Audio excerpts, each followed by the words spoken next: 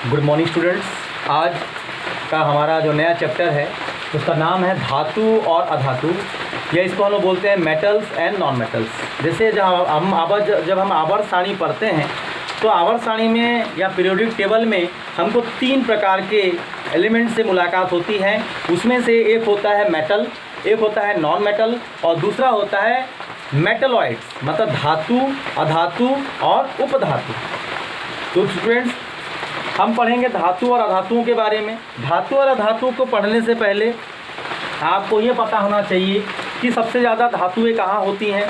आप देखेंगे कि जो हमारी जो आवर्त सारणी है, जो आपका पीरियोडिक टेबल है, उस पीरियोडिक टेबल में आपका जो हाइड्रोजन को छोड़ करके जो खाने हैं lithium, sodium, potassium, rubidium, caesium, francium, beryllium, magnesium, calcium, francium, barium और रेडियम, ये जो एस ब्लॉक के एलिमेंट्स हैं पूरे धातु हैं।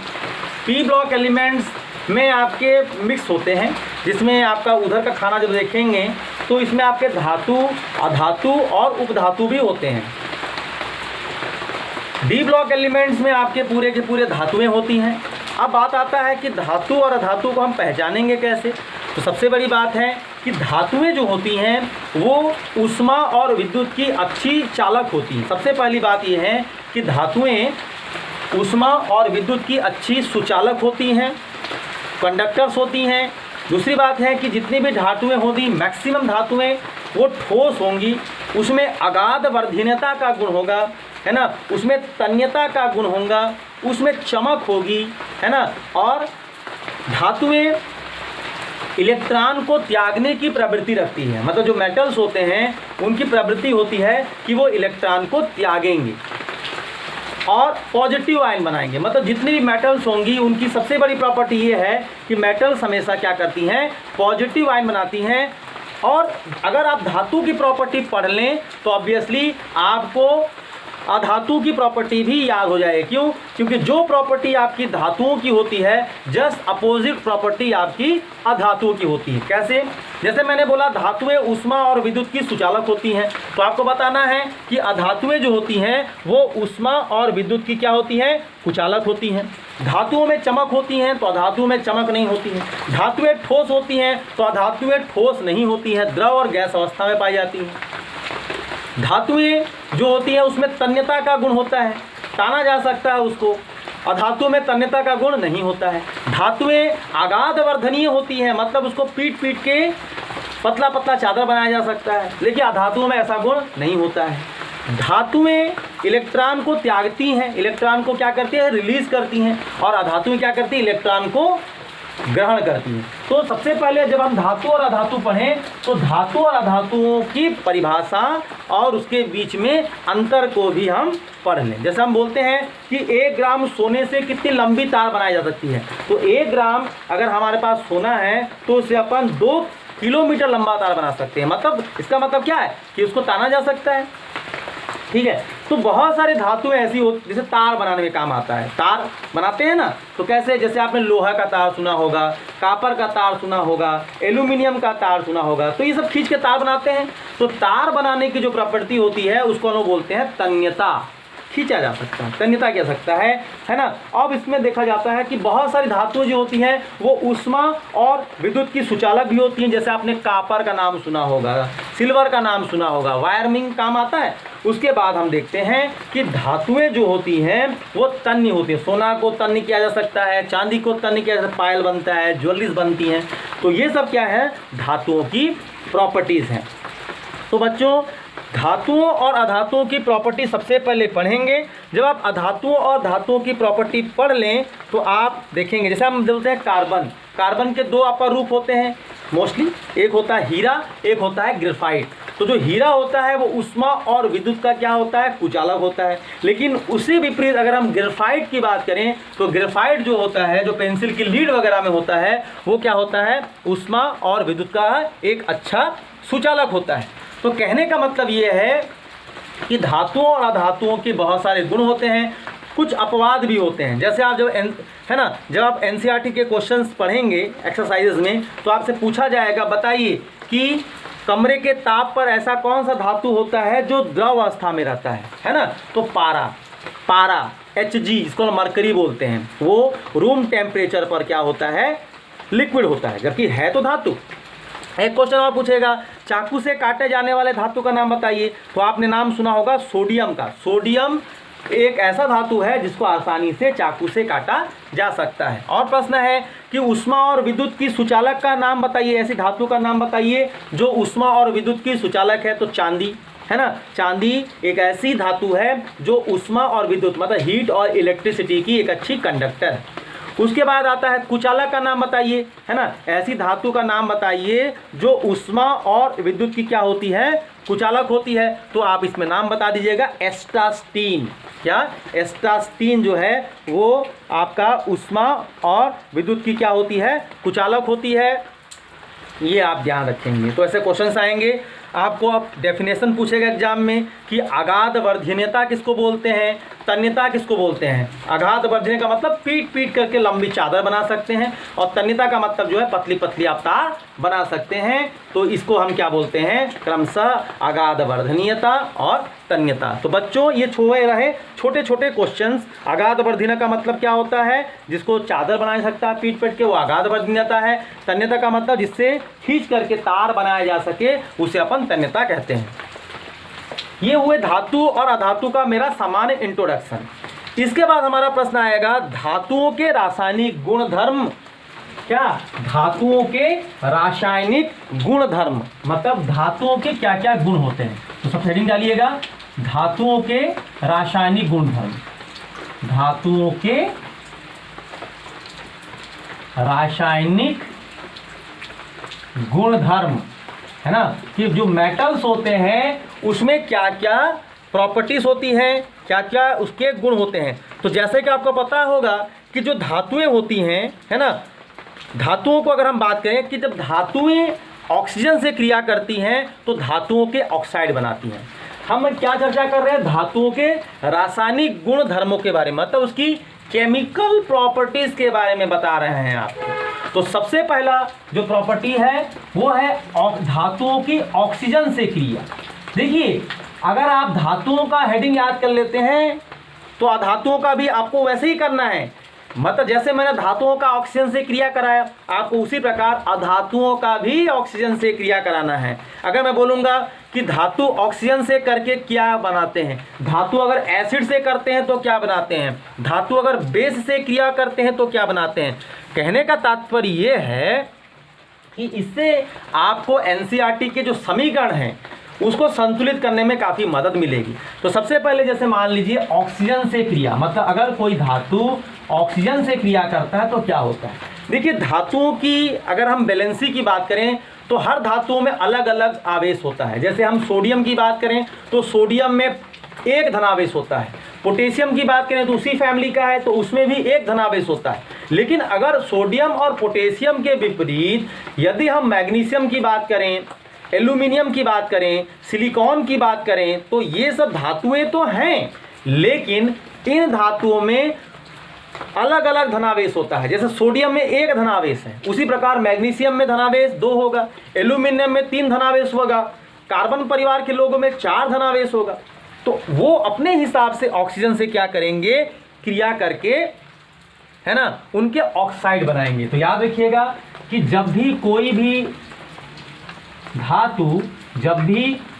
धातु ऑक्सीजन से क्रिया करता है तो वो हमेशा ऑक्साइड फॉर्म करता है। क्या फॉर्म करता है?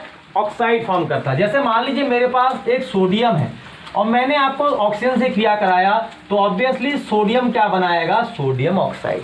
अब यहाँ पर एक बार सोडियम है, यहाँ 2 बार क्यों किया? क्योंकि ऑक्सीजन पे 2 नेगेटिव चार्ज होता है। तो याद रखिएगा सोडियम को भी आपको 2 बार लेना पड़ेगा। अगर मान लीजिए यहाँ पर पोटेशियम है और ऑक्सीजन से क्रिया करेगा तब भी आपका क्या बनेगा? K2O बनेगा। तो यहाँ पर भी आपको ऐसा करना पड़ेगा। इसके विपरीत मैग्नीशियम अगर ऑक्सीजन से क्रिया करेगा तो क्या बनाएगा? MgO बनाएगा। Mg2O नहीं बनाएगा क्योंकि मैग्नीशियम में भी 2 प्लस चार्ज होता है और आपका मैग्नीशियम के साथ साथ आपका ऑक्सीजन में भी 2 माइनस चार्ज होता है, इसीलिए इसमें कोई चेंजेस नहीं आएगा। आप मैग्नीशियम लिखेंगे प्लस ऑक्सीजन करेंगे तो क्या बनेगा, मैग्नीशियम ऑक्साइड। आप देखेंगे कि यहाँ मैग्नीशियम तो यहाँ पर कितने बार है, एक बार है। यहाँ ऑक्सीजन देखो, यहाँ ऑक्सीजन एक बार, यहाँ 2 बार, यहाँ 2 करोगे तो मैग्नीशियम को भी यहाँ पर 2 करना पड़ेगा। अब मान लीजिए मैं एल्यूमिनियम के साथ कराता हूँ, किसके साथ, एल्यूमिनियम के ऑक्सीजन के साथ कराता हूँ। तो एल्यूमिनियम में 3 प्लस चार्ज होता है, तो क्या बनाएगा ये बनाएगा Al2O3। तो आपको क्या करना पड़ेगा, एल्यूमिनियम ऑक्साइड बनाना है, तो आपको यहाँ एल्यूमिनियम कितने बार लेना पड़ेगा, 2 बार लेना पड़ेगा। और ऑक्सीजन यहाँ पर मान लीजिए मैं 3 बार लेता हूँ, है ना, तो 3 दूनी कितना हो जाएगा, 6। तो यहाँ पर कितना करना पड़ेगा, मतलब 3 दूनी 6, 3 दूनी 6, तो एल्यूमिनियम कितना हो गया, 4। तो यहाँ पर क्या करना पड़ेगा, 4। तो परीक्षा में बैलेंस करने को भी आ सकता है। तो ये हुआ अभिक्रियाएं। किसकी अभिक्रियाएं, कि जब कोई भी धातु ऑक्सीजन से क्रिया करता है तो क्या बनाता है। अब मैं धातुओं की क्रिया कराऊंगा, है ना। इसमें आपको जो नाम दिया हुआ है एल्यूमिनियम ऑक्साइड, तो याद रखिएगा ये आपका जो एल्यूमिनियम ऑक्साइड है, आपका जो जिंक ऑक्साइड है, इनको हम अम्लीय ऑक्साइड बोलते हैं। क्या सॉरी, उभयधर्मी ऑक्साइड। क्या बोलेंगे, उभयधर्मी ऑक्साइड या एम्फोटोरिक ऑक्साइड भी कहा जाता है। क्यों, क्योंकि ऑक्साइड जो है एसिडिक और बेसिक दोनों की तमार जो है बिहेव करते हैं। अब ये तो हुआ ऑक्सीजन से क्रिया, किसका, धातुओं का ऑक्सीजन के साथ क्रिया। अब हम करेंगे धातुओं की अम्लों के साथ क्रिया। मतलब जब कोई धातु किससे क्रिया करेगा, अम्ल से क्रिया करेगा। आपका कोई भी एक एग्जाम्पल ले लीजिए, जैसे मैं एक सिंपल एग्जाम्पल लेता हूँ Al2O3 उभयधर्मी ऑक्साइड, और इसका करता हूँ किससे, HCl से। किससे कर रहा हूँ, HCl से, अम्ल है। और देखिए Al2O3 लिया और इसका किससे करता हूँ मैं, क्षार से। किससे करता हूँ, क्षार से। तो एक बार मैंने अम्ल से क्रिया और एक बार मैंने क्षार से क्रिया। अब ये संतुलित कैसे होगा, तो ऑक्साइड है, अब ये क्लोरीन से क्रिया कर रहा है, HCl है मतलब क्लोराइड देगा। तो जब ये क्लोराइड देगा तो क्या बनाएगा, AlCl3 बनाएगा। क्या बनाएगा, AlCl3।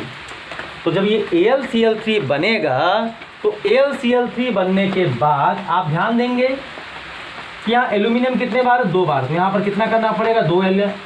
और यहाँ पर ध्यान देंगे 3 दूनी कितना Cl होगा, 6। तो यहाँ पर क्या करना पड़ेगा, 6Cl करना पड़ेगा, 6Cl। तो 6H और 3O मिलकर क्या निकल जाएगा, 3H2O। एल्यूमिनियम क्लोराइड बन गया और आपका क्या निकल गया, ये। उसी टाइप से आपका यहाँ पर बनाना है सोडियम एल्यूमिनेट बनाना है। क्या बनाना है, सोडियम, ये फार्मूला है सोडियम एल्यूमिनेट का, NaAlO2। अब ध्यान दीजिएगा यहाँ पर एल्यूमिनियम कितने बार है, 2 बार है। यहाँ कितना करना पड़ेगा, 2 करना पड़ेगा। तो 2 Na यहाँ हो जाएगा। अब जब आप इसको बैलेंस करने बैठेंगे तो आप देखेंगे कि हाइड्रोजन हमारे पास कितने हैं, 2 है। तो 2 हाइड्रोजन है जब होता है तो क्या निकलेगा, पानी। और आपका ऑक्सीजन को बैलेंस करेंगे, 2 दूनी 4, इधर कितना है, 3 2 5, 5 में से 4 यहाँ यूज हुआ, 1 यहाँ यूज हुआ। तो ये हो गया अम्ल और क्षार से क्रिया, एल्यूमिनियम क्लोराइड और सोडियम एल्यूमिनेट। उसी टाइप से जब भी कभी भी कोई भी ऑक्साइड, जैसे मान लीजिए आपके पास यहाँ पर सोडियम ऑक्साइड है और आपके पास यहाँ पर पोटेशियम ऑक्साइड है, कभी भी किसी भी ऑक्साइड की क्रिया अगर जल से होगी, मान लीजिए मैंने ऑक्साइड में क्या मिला दिया, जल मिला दिया, तो सोडियम ऑक्साइड अगर जल से क्रिया करेगा तो बनाएगा सोडियम हाइड्रोक्साइड, और पोटेशियम हाइड्रोक्साइड अगर जल से क्रिया करेगा तो बनाएगा पोटेशियम हाइड्रोक्साइड। ऑक्साइड की जब भी वाटर से रिएक्शन होता है तो हमेशा जो फॉर्म होता है वो होता है हाइड्रोक्साइड। तो हाइड्रोक्साइड जो है वो फॉर्म होता है कब, जब किसी भी ऑक्साइड की जो रिएक्शन होगी वो किससे होगी, ऑक्साइड की रिएक्शन जब हमारा वाटर से होता है तो हमेशा क्या होता है, हाइड्रोक्साइड फॉर्म होता है। तो ये क्वेश्चन आप ध्यान से पढ़िएगा, ये क्वेश्चन आता है। अब हमको धातुओं की जल से क्रिया करानी है ना। धातुओं की जल से क्रिया मतलब जो भी मेटल्स होंगे, अभी मैंने क्या किया, जल से क्रिया तो कराया लेकिन धातुओं के ऑक्साइड का कराया। मतलब जल से मेरी जो अभिक्रिया हुई वो धातुओं के ऑक्साइड की हुई। अब मैं केवल धातुओं की क्रिया केवल जो धातुएं होंगी उन धातुओं की क्रिया जो होगी मैं जल से कराऊंगा। तो याद रखिएगा बच्चों, जब आप इसको रिएक्शन को बैलेंस करने बैठें तो ये याद रखें कि धातुओं के ऑक्साइड है ना, या धातुओं के ऑक्साइड या धातु जब जल से क्रिया करते हैं तो मोस्टली आपका या तो हाइड्रोक्साइड बनेगा, क्या बनेगा, हाइड्रोक्साइड, या बनेगा ऑक्साइड। धातु जब जल से या वाटर से क्रिया करेगा तो क्या बनेगा, या तो बनेगा हाइड्रा ऑक्साइड या हाइड्रोक्साइड, या बनेगा आपका ऑक्साइड। और बने चाहे दोनों चीज़, चाहे आपका हाइड्रोक्साइड बने चाहे आपका ऑक्साइड बने, दोनों ही सिचुएशन में आपका जो गैस निकलेगा उस गैस का नाम होगा हाइड्रोजन। मतलब ये हुआ कि ऑक्साइड हो बने चाहे हाइड्रोक्साइड बने, धातुओं की पानी से क्रिया करने के बाद निकलेगा केवल एक ही गैस, उस गैस का नाम होगा आपका हाइड्रोजन गैस। तो आज हम आपको इतना बताते हैं, आप इतना पढ़िए। कल हम आपको बताएंगे कि किस प्रकार इन समीकरणों को संतुलित किया जाता है। और धातु का मैंने आज आपको अम्ल से क्रिया करा दिया, जल से क्रिया करा दिया, ऑक्सीजन से क्रिया करा दिया, क्षार से क्रिया करा दिया। और कल जब हम धातुओं के कुछ प्रॉपर्टीज़ के बारे में पढ़ेंगे कि कौन सी धातु किसके साथ अभिक्रिया कर सकती है और कौन सी धातु किसके साथ अभिक्रिया नहीं कर सकती है, तो इसके लिए मैं आपको कुछ धातुओं के नाम बताऊंगा और एक सीरीज बताऊंगा, एक श्रेणी बताऊंगा, जिस श्रेणी में धातुओं को व्यवस्थित करके रखा गया है उनकी सक्रियता के आधार पर कि अधिक सक्रिय अभिक्रियाशील धातु कौन है, निम्न अभिक्रियाशील धातु कौन सी है और मध्यम अभिक्रियाशील धातु कौन सी है। ये कल की वीडियो में आपको बताया जाएगा। सक्रियता श्रेणी के माध्यम से आज आप धातु और अधातुओं के विभिन्न प्रकार के जो अभिक्रियाएं हैं उन अभिक्रियाओं को देखिए। कल हम सक्रियता श्रेणी के माध्यम से आपको बताएंगे कि कौन सी धातु ज़्यादा सक्रिय है, अभिक्रियाशील है, कौन सी कम अभिक्रियाशील है और कौन मध्यम अभिक्रियाशील है। धन्यवाद।